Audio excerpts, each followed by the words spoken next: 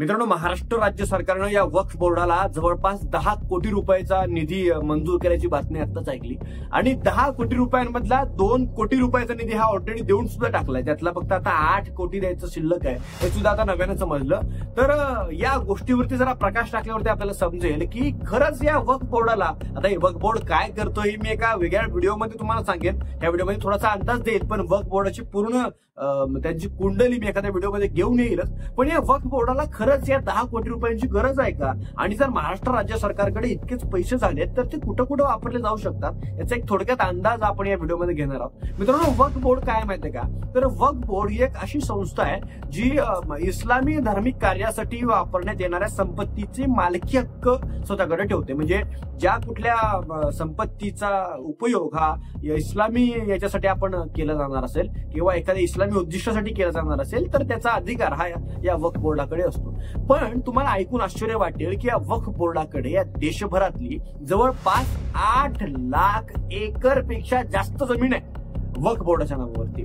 मग या 8 लाख एकरहून जास्त जमिनीची मालकी असलेली वक्फ बोर्ड, या वक्फ बोर्डाला 10 कोटी रुपयांनी काय फरक पडणार आहे? खरं तर यांना गरज आहे का? मला तर वाटतं या राज्य सरकारपेक्षा जास्त संपत्ती त्या वक्फ बोर्डाकडे असेल. याची काही गरज नाही, यालाच रद्द केलं पाहिजे.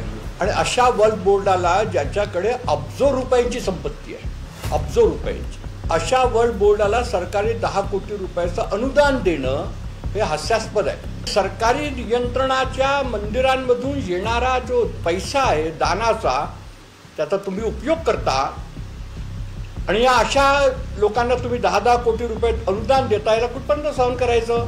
दुसरी महत्वाची गोष्ट अशी की चल आणि अचल अशा दोन्ही संपत्ती जर मिळवल्या तर वक्फ बोर्डाकडे जवळपास 8.5 लाखाहून अधिक संपत्ती आहे. म्हणजे कसं की तुमची जमीन घेतली ती एक संपत्ती, एखाद्याची गाडी घेतली ती दुसरी संपत्ती, एखाद्या गावामधून एखादी जागा घेतली ती तिसरी संपत्ती, अशा एकूण मिळून 8.5 लाख संपत्ती या वक्फ बोर्डाच्या हातात आहे. मग या वक्फ बोर्डाला किंवा या संस्थेला खरंच या 10 कोटी रुपयांची गरज आहे का? हा विचार आपण केला पाहिजे. जर महाराष्ट्र राज्य सरकारकडे इतकेच पैसे आलेले आहेत तर या महाराष्ट्रातल्या गडकिल्ल्यांची जी अवस्था पडलेली आहे, खराब होत चाललेली आहे, तिकडे हे पैसे का बरं आतापर्यंत वळवण्यात आलेले नाहीयेत? म्हणजे जितक्या घाईमध्ये 2 कोटी रुपये देऊन टाकलेले, इतकं फास्ट एक्झिक्युशन जे सरकारनं करून दाखवलं, इतकं फास्ट एक्झिक्युशन या देशातल्या गडकिल्ल्यांच्या संवर्धनासाठी जो निधी येतो तिथं का बरं होत नाही? महाराष्ट्रामध्ये शिवाजी महाराजांचं स्मारक बनणार होतं, ते जे काही एक्झिक्युशन झालं ते का बरं गेल्या 8 वर्षांपासून रखडलेले? हे प्रश्न आहेत ना. तुम्हाला म्हणून सांगतो, मी हा व्हिडिओ बनवायला बसण्याच्या जस्ट अगोदर माझ्या मित्राच्या स्टोरीवरची एक पोस्ट पाहिली.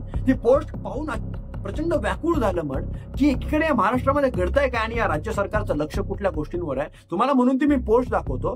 ती पोस्ट मुंबईची म्हणजे कल्याणची आहे. ती पोस्ट बघा. हा मुंबईचा म्हणजे कल्याणला असलेला दुर्गाडी गड आहे. या दुर्गाडी गडाची ही 18 मेची अवस्था आहे वरची, आणि खालची जी अवस्था आहे ती 13 जूनची अवस्था आहे. या जवळपास एका महिन्याच्या काळामध्ये हे जे पडलेलं सगळं आहे त्याचं काय अवस्था झाली तुम्ही बघू शकता. थोडक्यात काय या महाराष्ट्रामध्ये काय परिस्थिती आहे, एकला गडकिल्ल्यांची काय अवस्था? या महाराष्ट्रात अनेक असे प्रश्न आहेत जिथं हा निधी खरं तर वापरला जाऊ शकतो. पण या राज्य सरकारनं वक्फ बोर्ड सारख्या अशा बोर्डाला, मी त्या बोर्डाच्या त्यांच्या धार्मिक धोरणांकडे जाणार नाहीये किंवा याच्यामध्ये जे काही हिंदू मुस्लिम कॉन्ट्रोवर्सी याच्यावरती आपण नंतर बोलू, पण खरं तर त्या ऑर्गनायझेशनला किंवा त्या सगळ्या संस्थेला त्या पैशांची गरज आहे का? हाच माझा पहिला महत्वाचा प्रश्न आहे.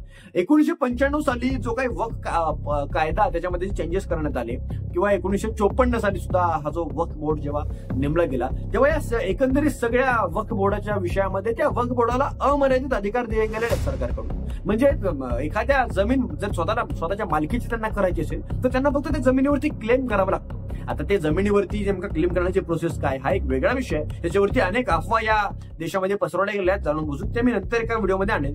पण वक्फ बोर्ड खरंच एक मोठ्या अर्थानं घातक विषय आहे. तुम्हाला जर 2 वर्षापूर्वीची तामिळनाडूमधली वक्फ बोर्डाची केस आठवत असेल तर जवळपास अख्खच्या अख्खं गाव या वक्फ बोर्डाने स्वतःच्या ताब्यात घेतलं होतं. मग या वक्फ बोर्डाला या 10 कोटी रुपयांची खरंच काय गरज आहे? आणि या राज्य सरकारनं खरं तर प्रचंड सत्ता पेण्यासारखी गोष्ट आहे त्या ठिकाणी.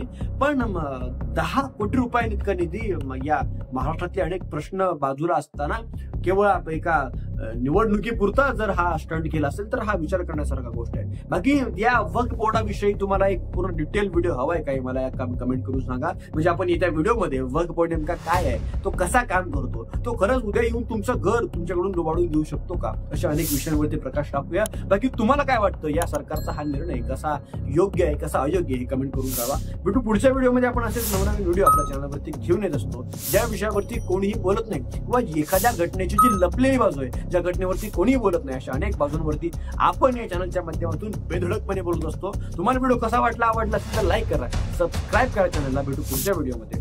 जय हिंद.